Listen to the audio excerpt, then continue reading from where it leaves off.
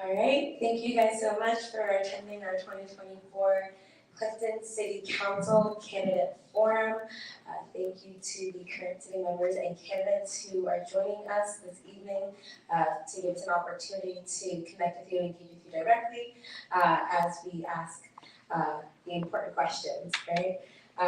And our moderator this evening is going to be Tariq Tenor, and just wanted to make a few announcements before I pass the mic off to him. We have a event coming up on November 11th that's really important that I encourage you to let other members of our community know about. We have the Family Reunification Legal Forum happening here and individual counseling sessions available to sign up for. The QR code for that is outside. So that if you know anybody, please encourage you to share that out so that people can get the kind of help that they need. Also, of course, we have elections right around the corner. October 26th is when early voting starts. We have all the early voting locations from Passaic County out on the table. I like to tell everybody to take charge of your family and vote as a community. I get a mail-in ballot for me, my mom, and my aunt and my brother, so that we all sit at the table together, look at the candidates, and do the research required so that we can vote as a family and not just see our vote as one vote. And one of the beautiful benefits of having these candidate forums is our ability to then follow up by engaging in the city council meetings so that we can be politically fit on a regular basis. We can't just show up once in a while and expect our governing body to change.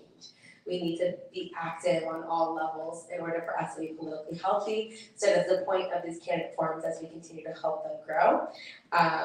We also have this Sunday, if you have any students that you know, we have a student activism forum happening from 1 to 4 here at PACC. And then the last thing I'd like to say is that please stay engaged with PACC, join our phone tree so that I can contact you if ever there's an issue, there's a direct need to connect you to any of your elected officials on a district level. That's something that we're working really hard to build here. So without further ado, here's Tyler, and he'll be taking over. Thank you guys so much. All right, good evening. My name is Tariq Al-Makur, and thank you all for joining us tonight. I'm going to start by explaining the format of tonight's event. Candidates are seated in the order of their names will appear on the ballot. Is that correct? Because I don't think we have some questions. We're good now? All right. So we don't be voting on looks, right? We will start with the introductions, followed by 2 rounds of predetermined questions, where we will have 6 questions to pick from a hat or a basket. And we will go in the order you are seated. Each candidate will answer the first randomly selected question, then we will restart, and each candidate will answer their second randomly selected questions. Each candidate will get a total of 2 questions, and then we will have a round where you can comment on other questions. Not your own question, somebody else's question. All right. Then we will have another round of questions from the audience, depending on the question or questions we receive. There are index cards and pens available for you to write your questions on. Please be sure to give the card to a staff member to give to us so that we may read and ask it to our respective candidates. Please note that we are only accepting a limited number of questions, and we will end off with closing remarks. Any questions about the rules? Looks like you guys have done this a couple of times before. All right. So you are, okay. All right. We're going to start with Mr. Yes. Absolutely. Should we do the Pledge of Allegiance? Are we doing a Pledge of Allegiance? No? Yeah, we haven't done them in the past. You have? Okay. No, we haven't. Oh, you have not? Okay. Okay. All right, we're going to start with Chris. Mike. Richie's first. Richard, yeah. Richie's on the first on the ballot. Okay, so Oh, yeah, Just change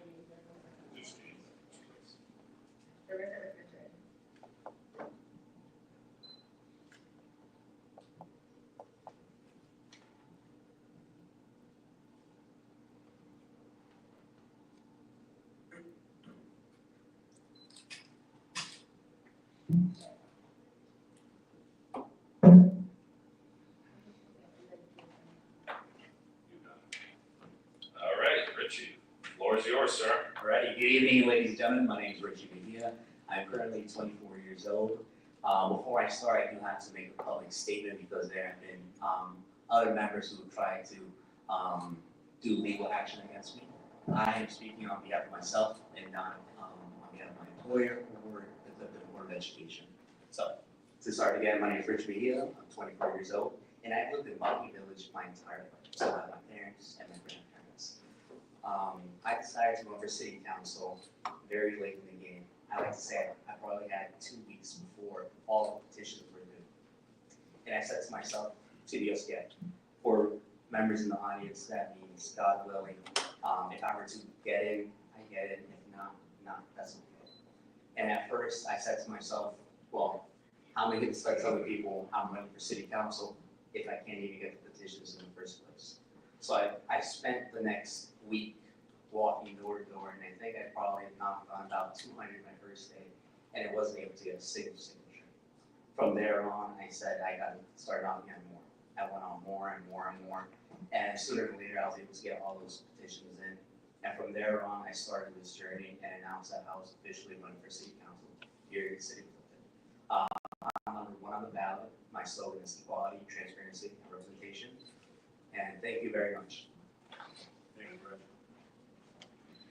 So I'm just gonna do the introduction for George Silva because he's not able to make it this evening, and then from there we'll take his name off.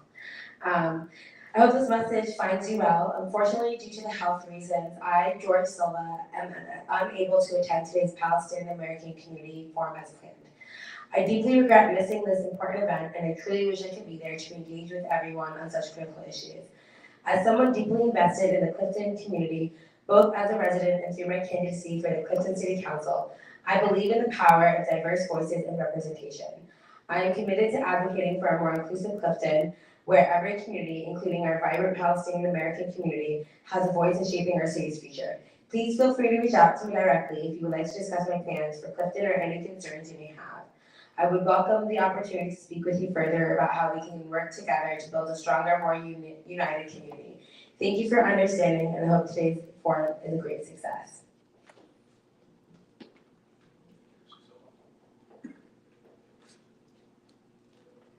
Good evening, ladies and gentlemen. I am Ed Nunez. I am a proud Clifton resident. I am a proud homeowner here in Clifton. I am married for 23 years. My wife is Angela Duran Nunez. My son is 23 years, obviously. My son is Renee Nunez. He is 25 years old, college grad, Seton Hall University. Go Seton Hall. Go Pirates. And I have a son. He's 17. He's going to be 17 years old on the 18th, which is on Friday. Okay, and I'm super proud of him. He's a CHS football player at Clifton. He also plays basketball for CHS. I am rooted into Clifton. I'm a family man. I am a coach in Clifton. I've done so many things for the kids in Clifton, and I love the city where I'm at. Thank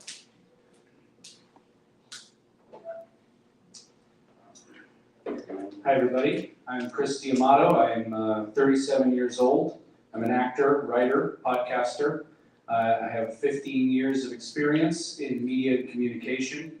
And I am a devoted husband to my wife, Lily, a loving father to my 4-month-old son, Sal, who came this past June. He's been a delight, an absolute game changer for our family. I am not represented by any political party or special interest group. I'm an independent thinker. I'm a working class, blue collar guy who saw some deficiencies in the way Clifton communicates with residents and reaches people in all of our many diverse neighborhoods. And I saw an opportunity for my area of expertise to be of some assistance to the city of Clifton. So I ran in 2022 in the at-large council race. There were 7 seats available. I came in 8th place by a couple hundred votes. I was very close. Unfortunately, we had a tragedy earlier this year when Councilwoman Lauren Murphy passed away. And this election in November is to fill her seat. But I was unanimously appointed by the current city council to fill the vacancy in the meantime. I can tell you now it has been the privilege of my life to serve my city in this way. My wife and I moved here in 2019. We chose Clifton because we wanted to plant roots, raise a family. That's exactly what we've done. My slogan is communication, transparency, and level-headed leader. Communication because you deserve to hear from and be heard by your government. Transparency because you have the right to know what your government is doing with your time and your money. And level-headed leader because we've all seen how things are going the last few years across our country and across our city. Being able to trust in your neighbors and your friends and your leaders at a local level to take care of each other and to have trust in them could be a life-saving proposition. That's what I'm about. Thank you. Thank you.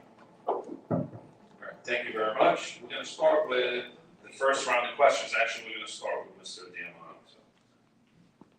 Okay. All right. What areas do you feel need to be improved, and what can be done to address them? I have a minute and a half. I could use an hour and a half on this question. And in fact, our council meetings go 5 hours and we still only address a fraction of these issues. We have flooding problems. We have overdevelopment. We have a lot of the problems that are plaguing many other places across the country that are not unique to Clifton, but nevertheless are affecting Clifton. Issues like crime and quality of life and traffic and parking. And this is the life of a municipal official, is dealing with these issues and figuring out solutions.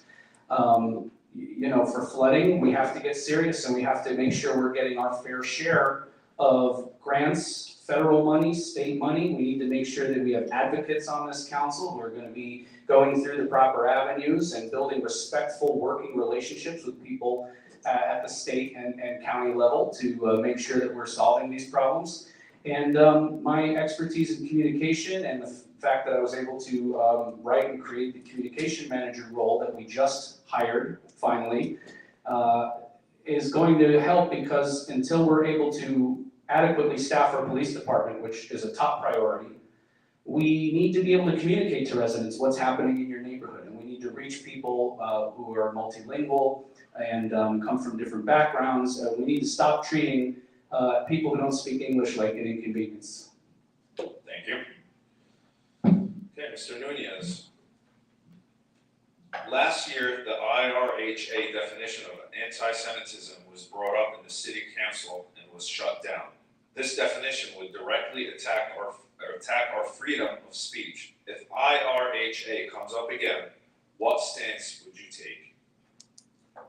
My stance is, I would take a stance of freedom of speech. I do not want any community to be gagged or not to have their freedom of speech, because it's just, you have to allow people to express themselves and allow people to have what they have inside and to penetrate your message across. So my stance on something like that, I would have what's it called again? IRHA. The IRHA, to have obviously the freedom of speech. Thank you. Okay. By the way, we have the live stream going on, so we have residents watching online. Mr. Mejia, Palestinian racism is on the rise. What will you do in support of our community to help protect us? When it comes to racism, this is a subject that touches near and dear to myself. When I was in high school, I actually had a teacher who told me, well, because of the color of your skin, because of who you are, you wouldn't amount to anything. And I took that as myself a huge negative. If I was any other person, I probably would have went home that day and committed suicide, if I'm being honest. I look back at that day and I say, well, there's so many things that went wrong. there's so many other things that could have happened to prevent that conversation. And to be completely honest, racism is something that's gonna happen in our country, in our world, no matter what. I've said this before to some of my students when I was teaching a college transition course. Unless everybody on the face of the planet magically dies and only 5-year-olds and under survive, racism is always gonna be here because it is a learned trait that you learn, unfortunately, from parents, grandparents, siblings, neighbors. You learn it, it's an observation. You might think it's not learned, but having studied it and gone into depth on the subject, it is a learned subject.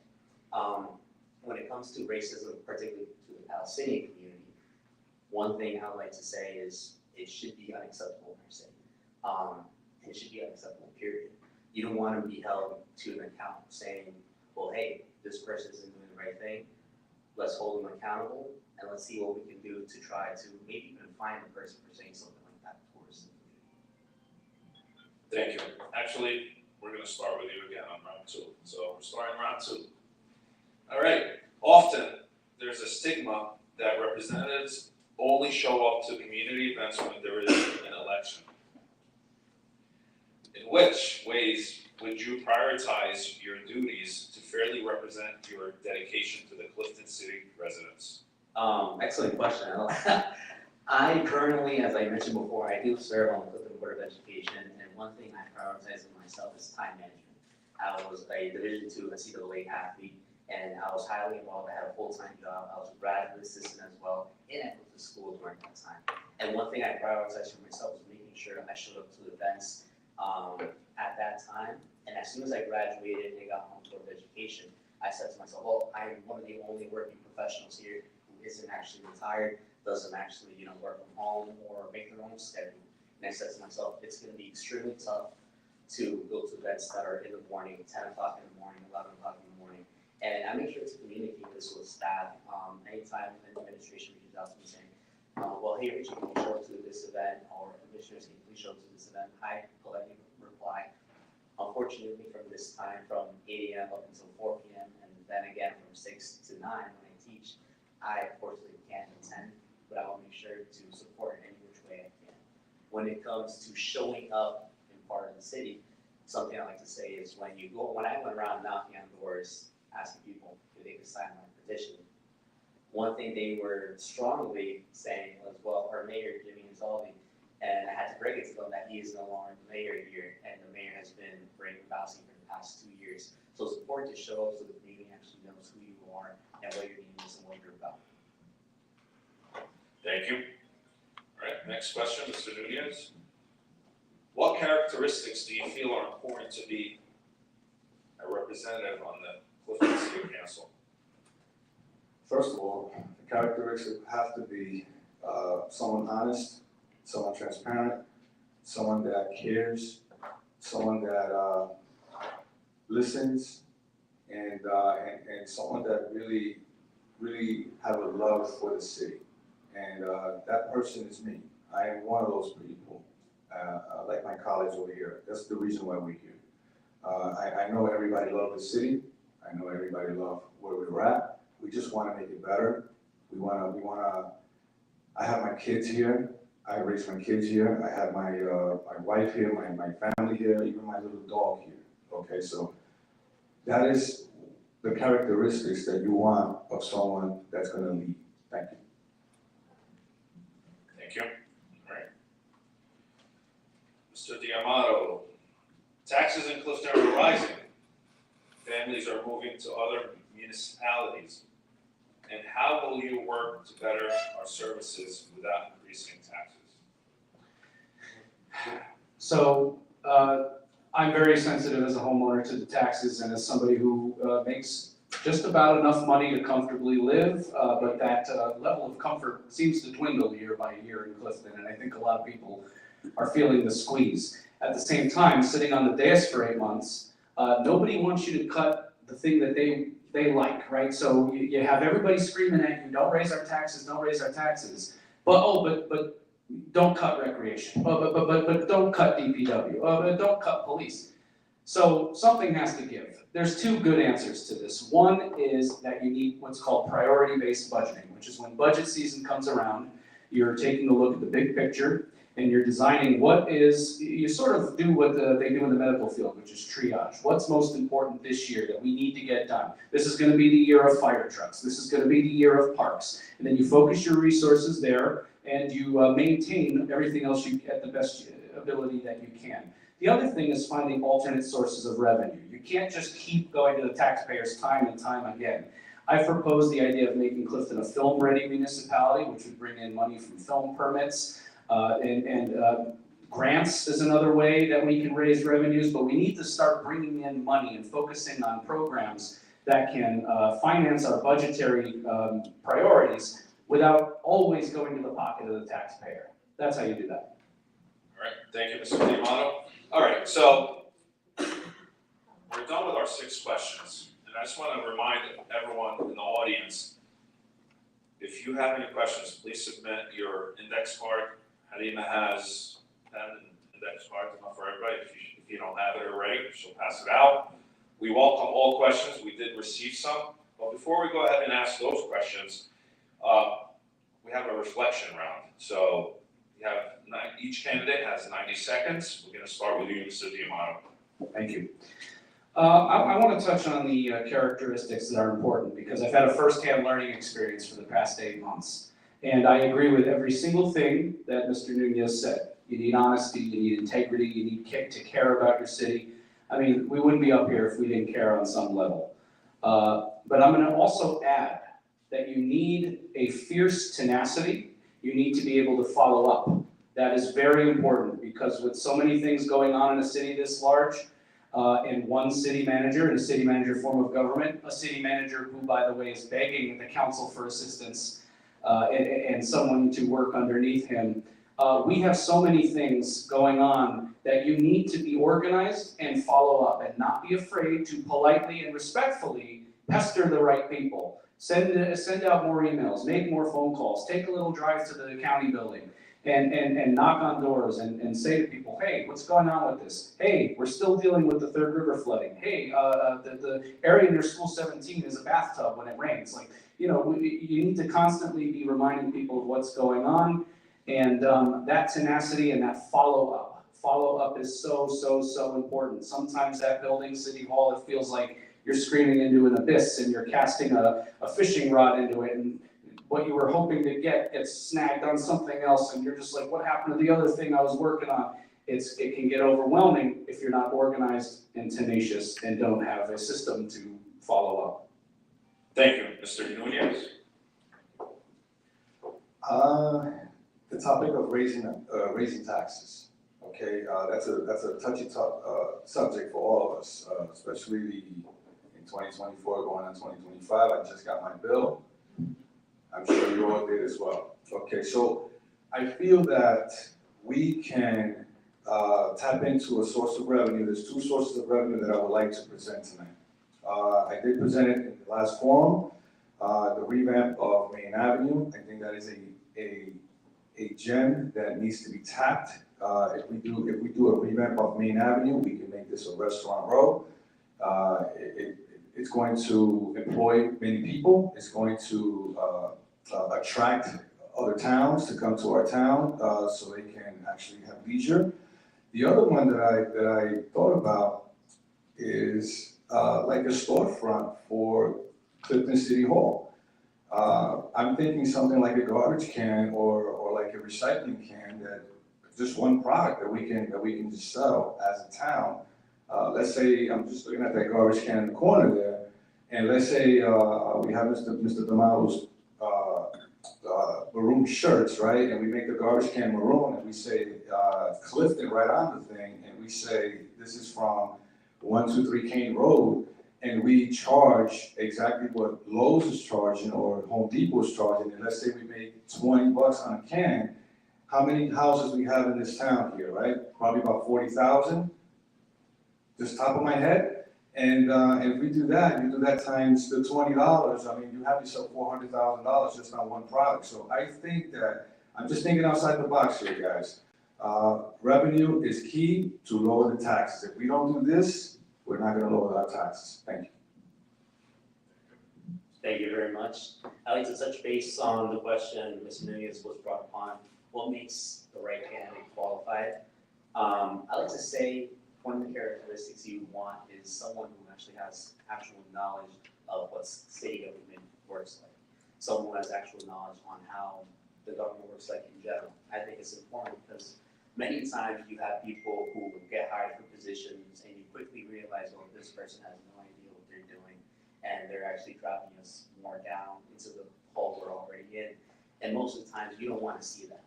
When I'm looking at resumes, I like to say, I want to hire the best person. I want to hire someone who's experienced budgeting.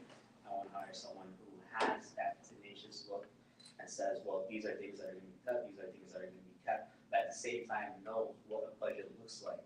I mentioned it before, a GL, and after that, many people came and asked me, well, what's a GL?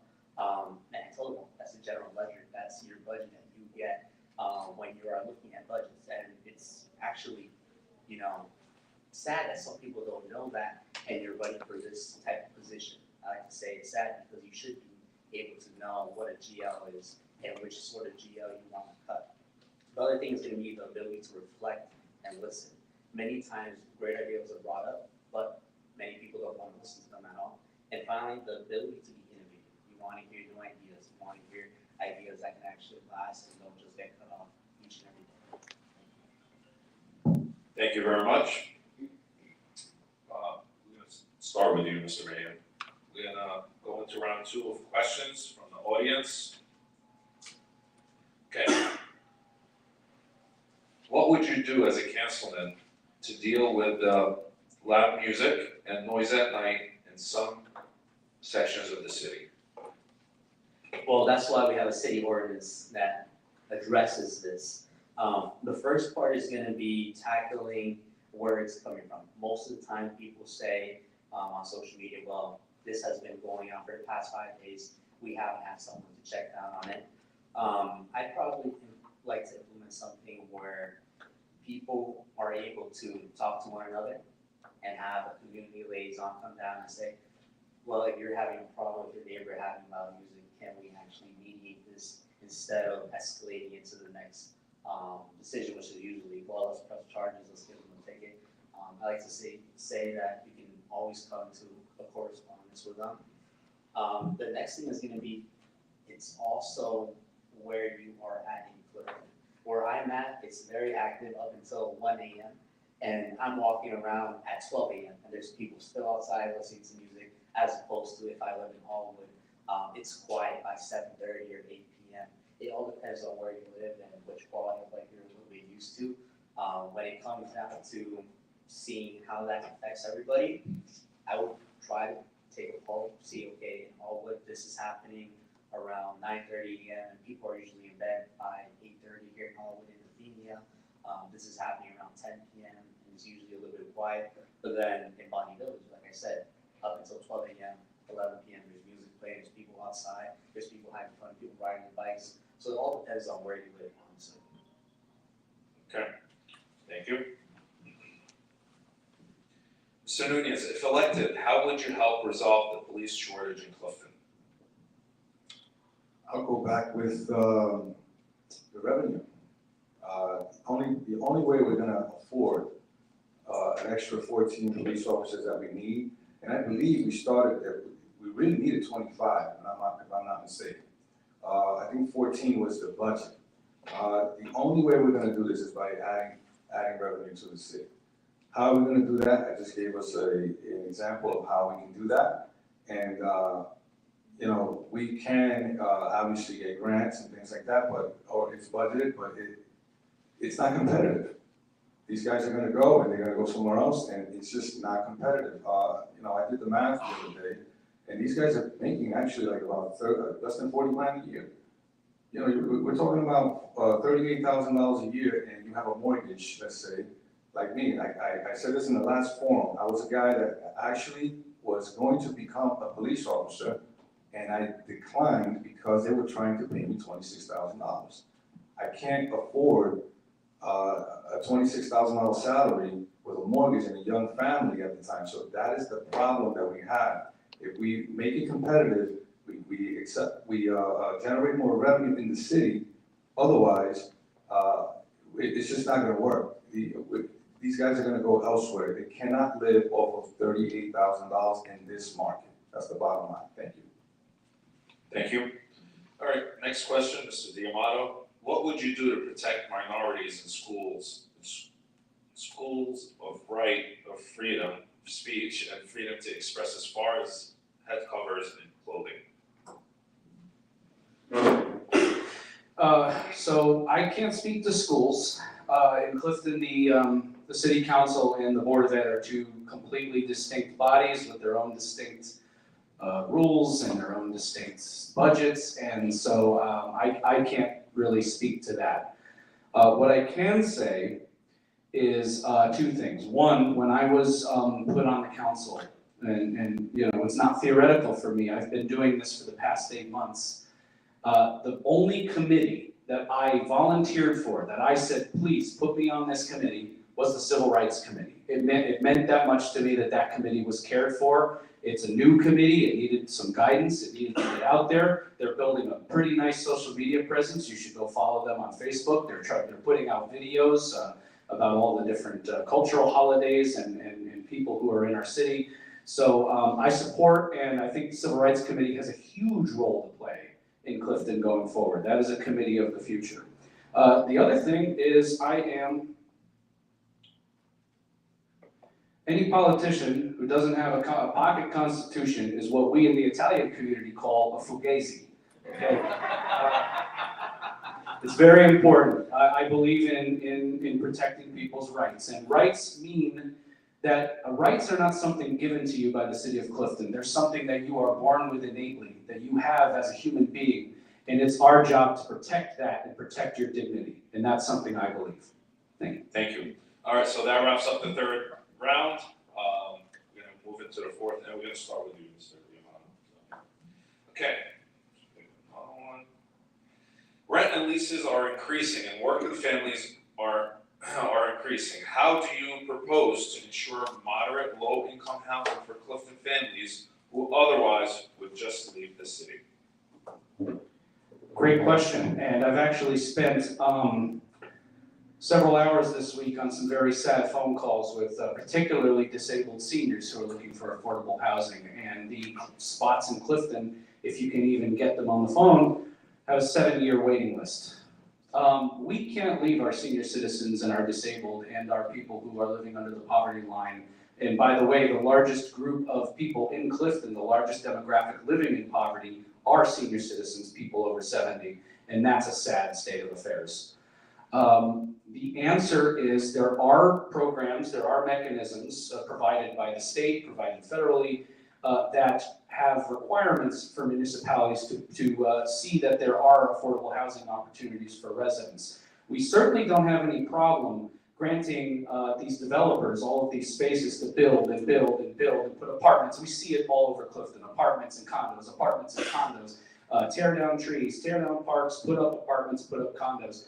But these developers have very slick lawyers, and they have a lot of money, and they have exploited our weak zoning laws for a very long time, and they have loopholes to avoid their obligation to our city in providing affordable housing.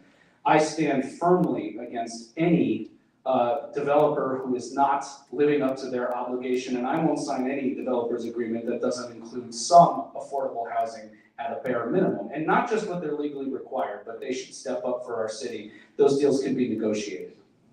Thank you. Mr. Nunez.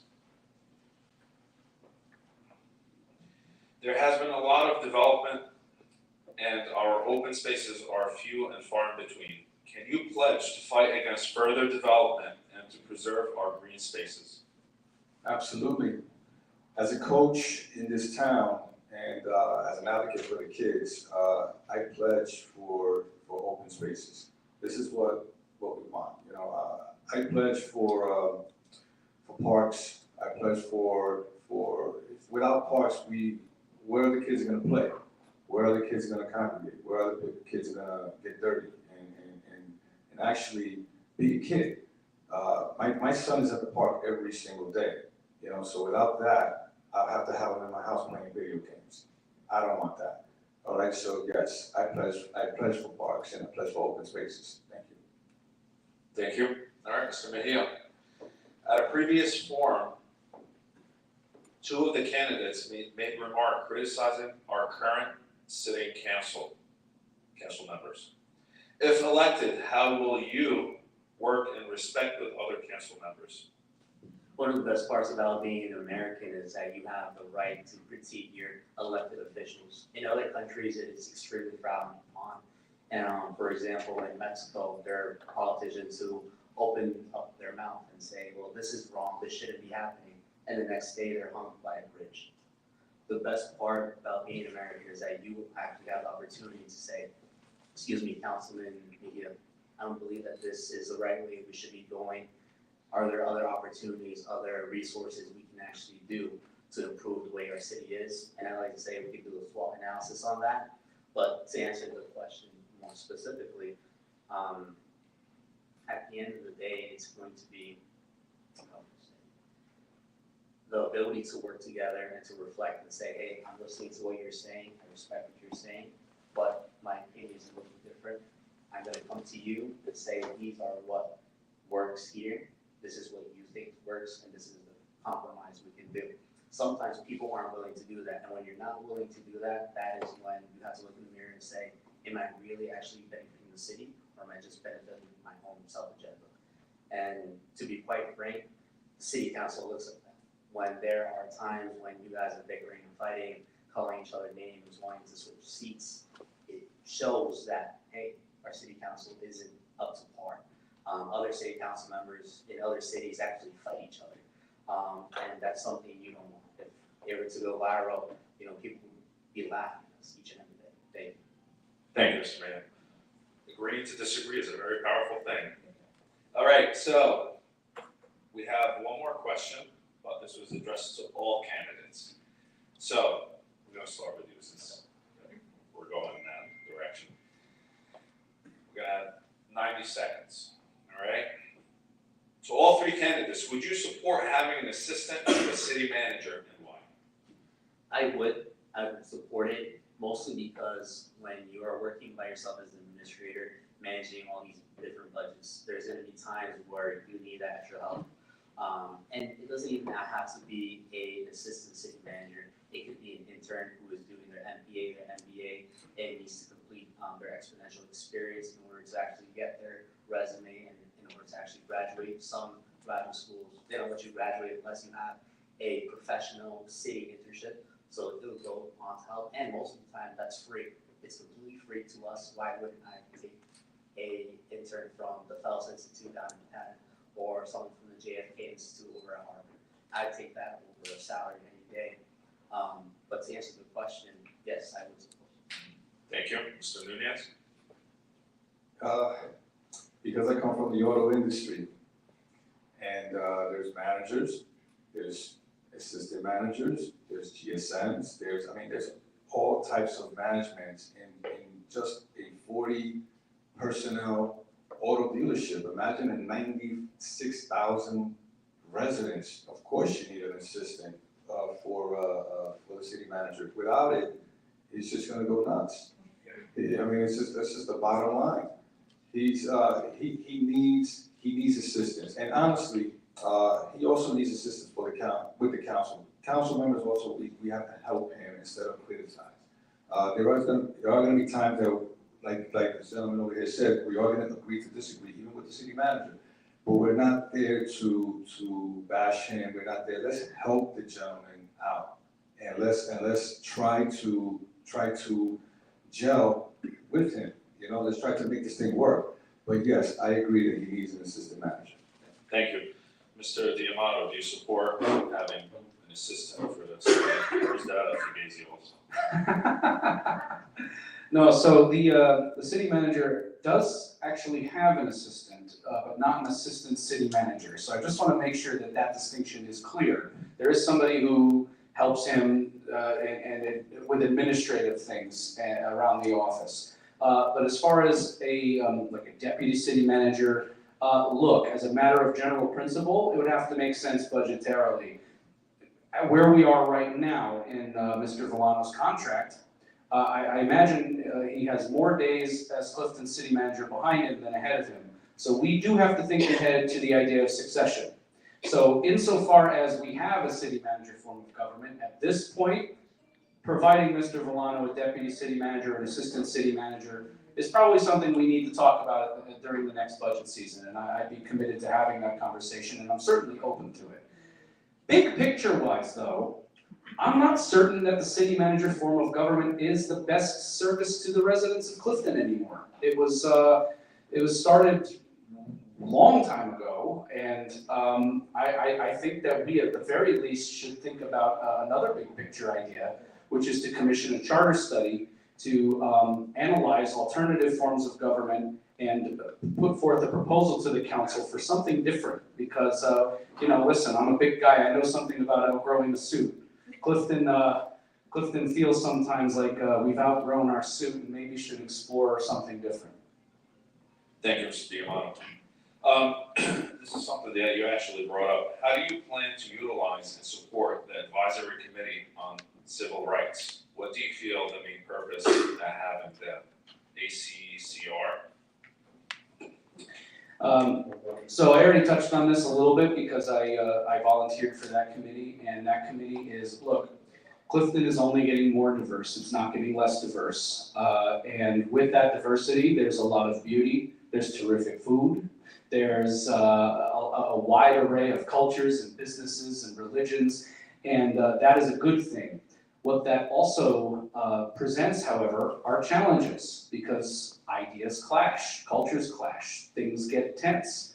And my commitment to the Civil Rights Committee is that, first of all, they will always exist, and they are an important committee for our city's future. I will forever support them as long as I am a member of this council. I hope to serve on that committee for as long as I'm a member of this council. And they need to be empowered. They've had a hard time getting themselves off the ground. It felt like a lot of forces at City Hall were kind of pushing back or hoping to dampen it. My original idea for the Civil Rights Committee was to take council members out of it entirely and just have it be an outside advisory. I don't think the government should have its hand in a civil rights board, because a civil rights board's function in theory is to hold the government accountable to protecting the civil rights of the residents. So if we want to have that conversation as a council, I certainly would be in favor of that. But, I will bend over backwards any way I can to protect that committee and support that committee. Thank you. Okay, next question. How do you see this? How do you see the city council, the relationship with non-for-profits and religious institutions in the city? You said the city council? Canceling non-for-profits and using more, for-profits and using non-profit. Say it one more time. How do you see the city council relationship with non-for-profits and using for nonprofits? So canceling for-profits and using nonprofits. Council's relationship to nonprofits. Is that what it was? Okay. Good question. Council's relationship to nonprofits. Okay, that's a little weird question. I'm not joking. Okay, I didn't get it either, but it's okay. I used to, what I can say is this. As a coach, I used to have I did a 501c3, okay? I actually opened up the PACC Coaches Association, which they're there now. It's been around for about 12 years or so, and I was one of the founding fathers. So I understand the 501c3 aspect of it, but I didn't understand the question. You're saying that the city is canceling that? Well, maybe the way they asked it canceling is choosing over. What's the relation, I asked the question, how do you see the relationship between the city council, Oh. council? Okay. The city Oh. council, you guys, the city council. Oh, okay. The city council, not cancel. Okay, okay. All right, so how do we see the relationship with the city council and the nonprofits? With the nonprofits. With the nonprofit?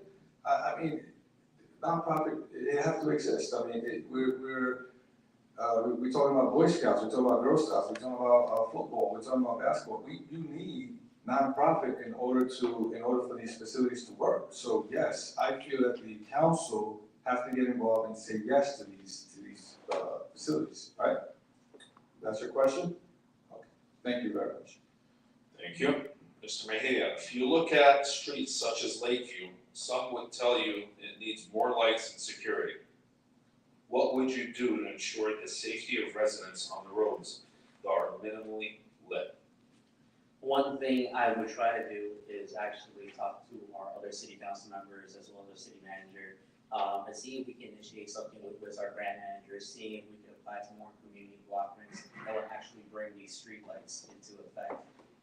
Where I live, there's a stop sign that people would always run, and there would always be crashes.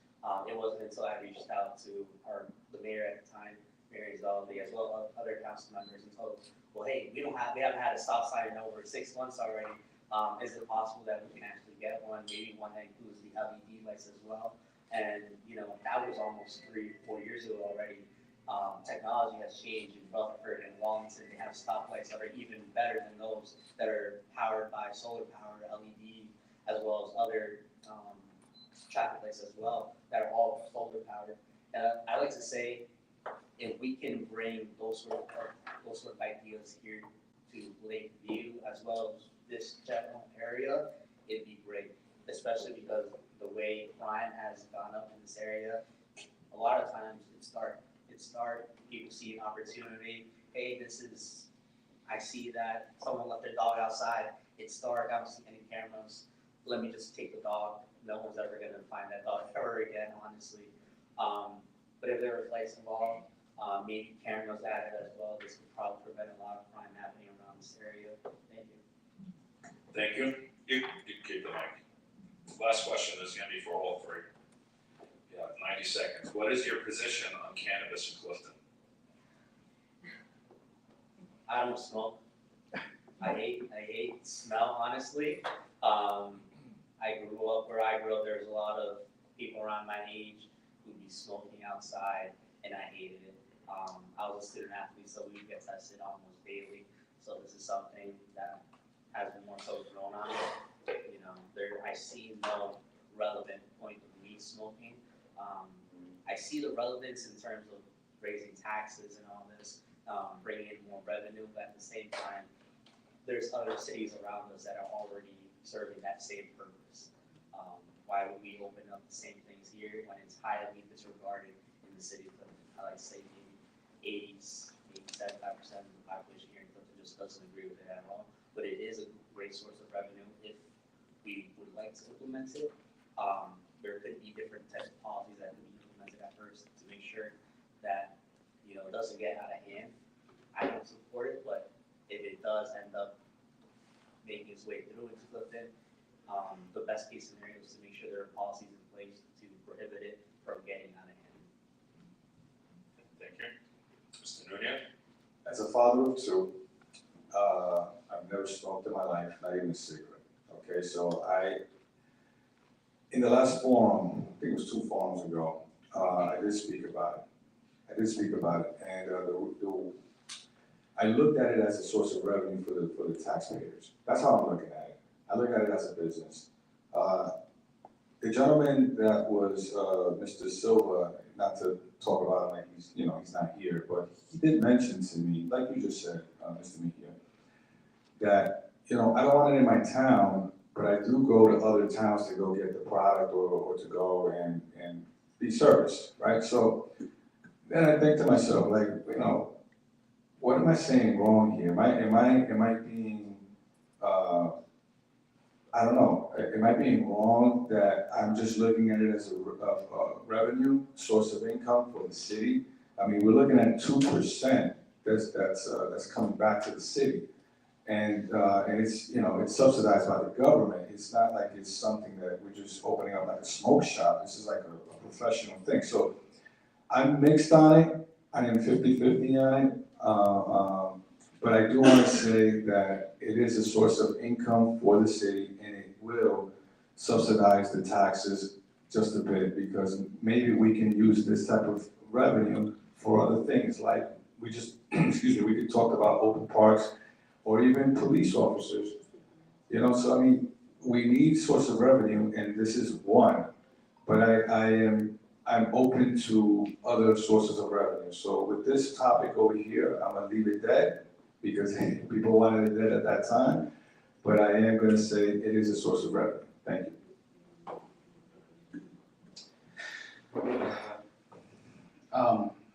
One of the first things I ever spoke about at a council meeting was cannabis. It had just been legalized on the ballot. And there's two minds of it. One is what I believe, and two is what's gonna happen. I talk to my council colleagues with regularity. You need 4 votes to get anything done on the Clifton City Council. We have 4 hard no's on cannabis. Not 3 people who are hard no's and 1 who has like, maybe I could be talked into it. You have 4 hard no's. So while I respect the question and I'm gonna answer how I feel about cannabis, it's not gonna happen. So this election, it is in my opinion, a non-consequential issue because it's not gonna pass with the current council we have. That could be a big issue in 26. My opinion, I think we left money on the table not getting into it. I understand the quality of life concerns tremendously. I listen to residents when they talk. I know it's not popular with everybody. I was a little bit surprised how strong the pushback against it was, but I listened to it and I respect it. I think alcohol kills far more people a year than cannabis. I think we've mitigated alcohol as best we can and that it was worth a look.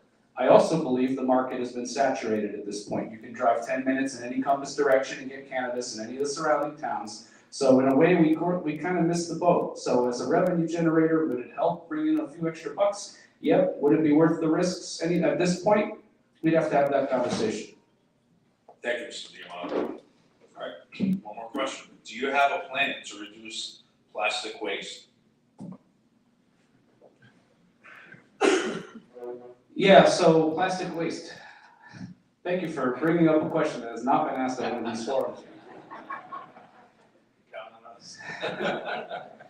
So, yeah, we have a recycling committee, and I think the recycling committee is always working on things like that. I am not on the recycling committee. I have been working to help make the committees more transparent, meaning that these committees meet. I don't know what they're talking about. I don't know what's being done. And, the council should be getting regular reports. I should be able to stand in front of you and speak for an hour about what's going on with the city's recycling needs. I am not able to do that because we're not getting committee reports as we should, and we get such pushback from City Hall. That said, a lot of this is enforcement because people are throwing things out that they shouldn't be throwing out. And that ultimately comes down to budget. How can we enforce this? We need more quality of life officers out there. We need to make sure that our contracts are clear and that people are not throwing out things that they shouldn't be throwing out. You have to start with making sure that your operation as is running as efficiently and correctly as possible. And then when you've tightened the bolts and the nuts and bolts and made everything as snug as possible in the current operation, then you can look to other ideas. But the answer lies ultimately for me with enforcement and making sure that city management is staying on top of it. Thank you. Mr. Nunez, would you consider offering financial support to homeowners to install solar panels? Actually, I would, because I'm one of them that thought about it. And I'm not sold on solar panels as of right now. Why? I don't think I don't think it's worth my roof right now to be exposed that way. So, I feel that, yes, if that's the direction that we are gonna go, it should be, but I believe there was a grant for something like that, if I'm not mistaken. It was available about a year ago or 2 years ago or so. Not sure how much the amount was, but personally, yes, you should, the city can and should get involved in something like that. Thank you. Thank you. Mr. Mejia, would you create bike paths to reduce number of cars on the roads? It's a tricky question. It is a tricky question mostly because you see a lot of commuters here in Clifton, New Jersey. There are people coming from Morris County, Essex County, and there are people going to New York, as well as other the cities was in Hudson County as well. So it is tricky to try to address it, mostly because everyone is driving a car now. And it would only make sense locally, for example, in small areas like maybe Allwood, Athenia, it would look nice there as well, Mountain Village would look nice. But I don't see it working wholeheartedly around the city as a whole, only because there are, mass transit areas where a lot of cars do pass by daily. It does make sense in different sections of Clifton, but all around, I don't think it makes sense. But we can definitely implement it. I would agree on finding other sources of paths in order to make them, but for the most part, I know that they do have some on where reasonable park is, and I know those do work. But at the same time, there are cars who drive right on top of it, so honestly, you don't want to see anyone get hurt either, so it would have to be a concern of our city engineer, as well as someone who is an expert in urban planning as well. All right, thank you very much. Do we have any final questions that need to be submitted? No? All right, thank you. That concludes the question round, so you have 2 minutes. Just tell us why you're the right candidate. All right. Start with you, Mr. Mayor. So, good evening, ladies and gentlemen. Like I said before, my name is Rich Media. I kind of want to touch base on a few questions that we did talk about before I go into my spiel, why you should vote for me. One of the biggest ones is going to be affordable housing. I was blessed enough to work with AmeriCorps as well as the Urban League and Essex County in having opportunity to address this specific area.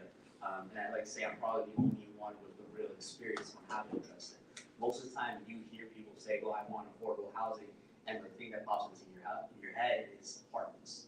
That's not the case. Many times people actually want 2-family homes, 1-family home, and something that we were able to do is create a community land trust. So a community land trust is a public-private partnership between the city, a private for-profit or non-profit organization, and this generates tax revenue for the city, and it also builds revenue for whichever non-profit or for-profit organization is actually taking in those mortgages. So it is a win-win for both the city and whichever private company you decide to partner with, and it also gives the opportunity to actually tackle some of those city ordinances that are a little bit outdated. For example, in Newark, we were able to pass an ordinance where we fixed the fact that you couldn't build a parking garage, but you can actually build a driveway that has a parking garage and then goes into the back with a first floor for a 1-family home and then a second floor for a 2-family home. The second one is going to be talking about the opportunities to alleviate plastic. There is a great nonprofit in Hudson County that actually collects plastic waste from local municipalities. With this, I think if they can collect up to 10,000 pounds of plastic, they actually donate a lot of furniture. For example, they will donate desks, chairs, seats, all that are made from recyclable materials.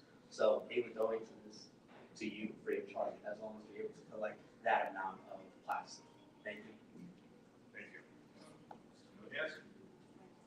Is this the round that we're going back on questions? Or is this- So, closing remarks. This is the closing remarks, so you went back on questions. Well, you could add, We can add. yeah, it's part of your 2 minutes. Not a problem. All right, so I'm gonna go really quick on the one question. So let me just piggyback on what he's saying in regards to the plastic. You know what I do? Okay, we'll give you guys all a chance to do another round of reflection, and then you can do a closing remark at the end. Since we have time, since we have it we're good on time, All so you can each We're going. add another reflection round. We're adaptable here, and then you can do closing remarks, okay? Got it. So Yeah. I'm just gonna piggyback on the plastic waste, okay? So I'm a guy that goes to City Hall, back at City Hall, twice a week. I do my cardboard and I do my plastic, okay? So all of this is effort, ladies and gentlemen. If you want a cleaner city, then make the effort to make the city cleaner. I am a guy that's gonna pick up all the garbage on the floor. I'm a guy that's gonna, if I have to take a broom out, I will. I'm that type of guy. Okay, so I think that we have to have the residents. We have to hold them accountable. Is what I'm saying. Okay, Mr. D'Amato touched on it. We have to hold them accountable. We have to ticket the homeowners that are not complying with the with the cleaning of the city. My apologies, the cleaning of the city, because if not, it's just, I don't wanna be in filth, guys, I just don't. Okay, so I am one that I prefer to have a ticket for a resident, for a homeowner that's not compliant with the city ordinance. The other one was, how would you work with your fellow council members, okay? I would be transparent with my council members, I would be, I can agree, like the gentleman over here, I can agree or disagree. I am not the guy that's gonna scream and yell, I am not the guy, I am going to make my decision based off of what I have in front of me, and I wanna work with my colleagues, past the 2 days that they have on the council meeting. I wanna, I like to work with a gentleman like this on my left, or a gentleman like this on my right, and let's work together to make the city better. That's what I would do if elected. Thank you. Thank you. I'm gonna try to touch on at least 2 of these, but I'm gonna start with lights and security in Lakeview. When I was campaigning in '22, and then again as I'm campaigning now going around, one issue that shocks me is police response times in certain parts of town, and that's because our police station is in a spot that is not necessarily close to this part of town. It can take you 12, 13, 14 minutes to get here, depending on the time of day, depending on traffic patterns. So one idea I'm advocating for, and I am looking for out of our pilot agreements with developers, is police substations. I think we need to position police strategically in areas of the city that are not close to City Hall, so that we can bump up our response times until we're able to appropriately staff our department. I think we need one in Delawana. I think we could use one in Botany or Lakeview. And we can get that done. That can be done. It's done all the time with pilot agreements, and I think it's something the city council should take a serious look at, are police substations, giving another avenue of deployment for our officers for faster response times, not just to emergencies, but to quality of life issues too. The other thing I want to talk about is getting along with your council colleagues, and I call myself a level-headed leader, not because it's a good slogan. In fact, by conventional political wisdom, it's actually not a good slogan. But I chose it because it represents what I'm all about. I have a calm, and you need that calm in leadership, and I think people sense that calm when they go to a council meeting. I'm not the guy screaming his head off. I don't interrupt my colleagues. I don't disrespect people. When people step up to the microphone to speak and share their point of view, my phone is away. My eyes are on them, I'm listening, I'm smiling so they feel comfortable and they feel welcome in their form of government. And I want more of that connectivity. I was one of the people who led the charge on getting Zoom access to our council meetings so people can call in and from home and access your government. And I did that through cooperation. I created the communications manager role through cooperation and got a unanimous vote on that. So my track record stands on that. All right, so we have 2 minutes now for closings. All right, you get more time. I spoke at last night's council meeting about connectivity. And what do I mean by connectivity? It's this idea that we're all part of the same ecosystem, even though we have different points of view, different religions, we live in different sections of the city. One thing that made me very sad, my wife and I bought our home here in 2019. We chose Clifton and we're gonna stay here. I was talking with somebody and I had such pride in my new home. And somebody said, yo, you live in Clifton? And I said, yeah, it's great, isn't it? And they said, you must live in the nice part. And it's funny, but it broke my heart because everybody deserves to have pride in the place that they live. And I've said before on the dais that we in government should be in the human dignity business. That's what we're about. That's our North Star. And Clifton can be one of the best places in New Jersey for working class families. I stand by that. I want to hold developers who are ripping our town to ribbons accountable. I want to keep your taxes stable. I want to keep you safe. I want to bring in alternate sources of revenue. I want to reach residents in unheard of ways. I want us to come to you. You shouldn't have to always come to us. Government should be proactive, not reactive. That's what you deserve. You deserve solutions. You deserve a champion on that council. And when Councilwoman Murphy passed away, I was called upon to step up and serve my city. So I'm asking everyone out here tonight, everyone watching at home, to step up for me on November 5th. Give me a chance to finish what I started, serve a real term, and get to work for Clifton. I answer calls, I answer emails, I go out for coffee. You can reach me. Please, put me to work. Thank you. Number 4 on the ballot. Thank you, Mr. D'Amato. Nunez? Nice one, Mr. D'Amato. It's good. Where's my vote going, huh? Let me tell you something. I have a lot of respect for this gentleman here. That's why I can joke around with him. And I have a lot of respect for all my colleagues, okay? My name is Ed Nunez. I am the new face. I am new face, new ideas, Nunez. That's what you call me, okay? You like that, right? So this is what my position is. Why did I do this? Why did I wake up and say, you know what, I gotta run for this council over here, okay? I took an interest to it when I started going into these meetings, and I said, you know what, I have to get involved politically, I have to get involved with my city. I saw a young lady that came up to me, and she was actually almost in tears. She was in the back, actually, in City Hall. And she told me, hey, this is what happened to me. And, you know, she was a waitress. She saved $30,000, and she wanted to open up a restaurant. She tried to open up a restaurant. She actually put the down payment on a restaurant. She did a couple of paint the walls, get the walls up, get the floors down. She spent money, and she needed a vent. And she went to City Hall.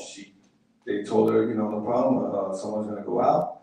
It took, I don't know, months to get to her. And this whole situation took about 8 months for them to tell her, no, you can't have a restaurant here. And guess what happened in the 8 months?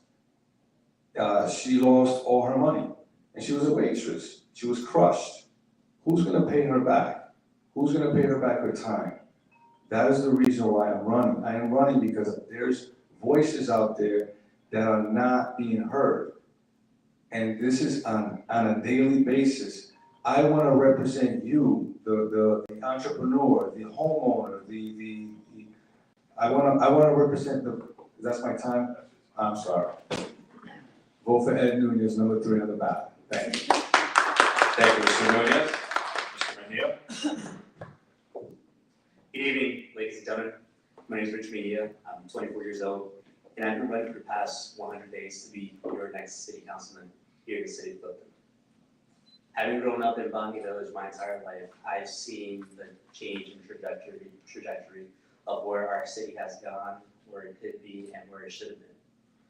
I like to say, growing up, I'm referred to as just another Bonnie kid, mostly because when we would hang out, we would go to the bodega, we'd sit outside, we'd talk, and for the most part, that has been my entire life. I didn't actually know about this side of Clifton until I was probably in 5th, 4th grade when I went an award over at City Hall, and they said, well, wow, there's other parts of Clifton that I had no idea existed. And these are all nice, fancy homes, big homes, yards. And at the time, we were living in an apartment. And I said to myself, well, wow, I didn't know this part of Clifton actually existed. And that's something we all touch base upon during today's forum. Knowing where you live and the opportunities of what your city can actually be.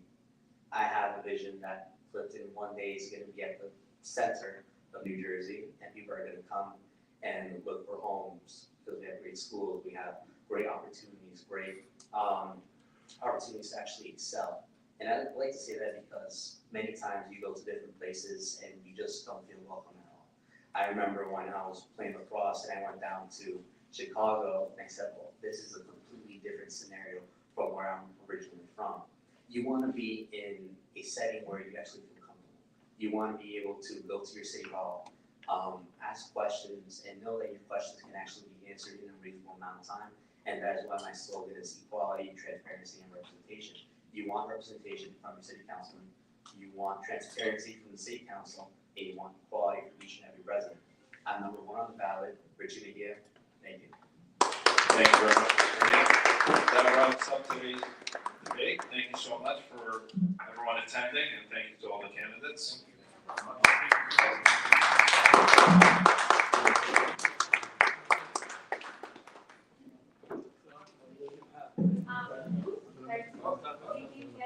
If everyone could please, it's okay, I'm super loud. If everyone could please help by putting their chairs